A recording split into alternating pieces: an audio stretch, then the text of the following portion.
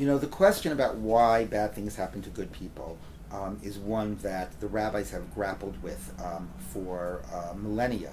The way the Torah describes it, it's supposed to be that if you do mitzvahs, you're rewarded. If you do sins, you're punished. But you know what? It never really works out that way in the real world. So there's a lot of answers to those questions. One answer is that ultimately this is so a person can be even more rewarded in the world to come.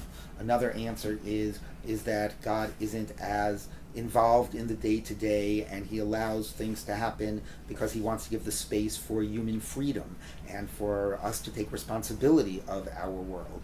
But I think the most important, and then there's time where the rabbis say that the injustice is so great that we can't understand it. That Moshe asks God, how could it be that Rabbi Akiva, has martyred and his skin was flayed and he's such a great Talmud Chacham, and God says, silence, this is an edict before me, you have no right to question it, which is the rabbi's way of saying that there are some things we might be able to understand and give answers to, and some things we just can't understand. But I think the most important point about this is the point that Rav Soloveitchik said, because Rav Soloveitchik said that in contrast to Christianity, Judaism has never spent a lot of time worrying about the issue of theodicy.